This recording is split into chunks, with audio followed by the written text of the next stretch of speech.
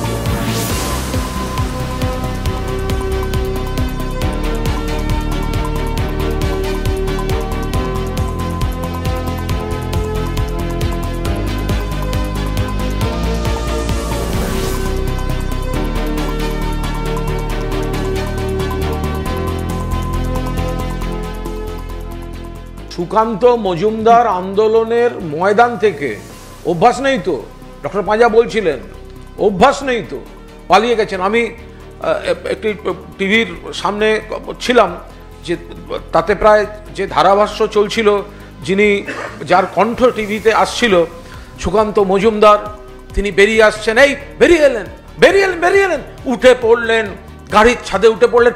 গাড়ির ছাদে সুকান্ত মজুমদার, গাড়ির মাথায় সুকান্ত মজুমদার, নাদুস নুদুস চেহারা নিয়ে গাড়ির মাথায় লাফাচ্ছেন সুকান্ত মজুমদার। উনি নেমে আসছেন।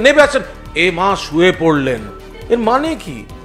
এই যে ধারা বিবরণী, তিনি এলেন, গাড়ির মাথায় উঠলেন, নাচলেন, নাবলেন, শুয়ে পড়লেন। কেন?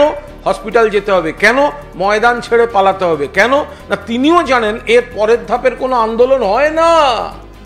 উনি যেটা করছেন সেটা ঠিক নয়। উনি প্রতিযোগিতায় আছেন, ছবি তুলতে হবে। উনি প্রতিযোগিতায় আছেন, প্রচারে থাকতে হবে। দিল্লিতে ছবি পাঠাবেন, আমাকে সভাপতি থেকে সরাবেন না, আমি লাফিয়েছি গাড়ির মাথায়। সুকান্ত মজুমদার সজ্ঞানে শুয়ে পড়েছেন পালিয়ে যাওয়ার জন্য। কিছু লোককে উস্কে ওই জায়গায় স্লোগান দিতে বলে ওনার সঙ্গে কোনো ধস্তাধস্তি হয়নি। উনি গাড়ির মাথায় দাঁড়িয়ে মুক্ত অক্সিজেন পাচ্ছিলেন। সকলের থেকে বেশি অক্সিজেন সুকান্ত মজুমদার পেয়েছে, উঁচুতে ছিলেন গাড়ির মাথায়। তো সুতরাং যে এতখানি অক্সিজেনের মধ্যে আছে, সে হঠাৎ নামলো আর শুয়ে পড়ল। তো ফলে এটা পরিষ্কার যে তিনি নাটক করেছেন মাঝপথে পালিয়ে যাওয়ার জন্য, যে যাব, হ্যাঁ সন্দেশখালি যাব, কিন্তু মাঝপথে যে পালাতে হবে, পালানোর ফর্মুলায় নাটক করেছেন। এর মধ্যে সিরিয়াস কোনো ব্যাপার নেই। উনি একটা দিশাহীন রাজনীতি করেছেন। যাওয়ার কথা সন্দেশখালি, পুজো করছেন ইছামতি নদীর ধারে বসে আছে। বুঝুন, ওনার উচিত ছিল আজকে সুইমিং কস্টিউম পরে ইছামতি সাঁতরে যাওয়া। সুকান্ত মজুমদারের উচিত ছিল সুইমিং কস্টিউম পরে ইছামতি সাঁতরে সন্দেশখালি যাওয়া, তাহলে বুঝতাম দম। বুকে নেই দম, খাবে চমচম।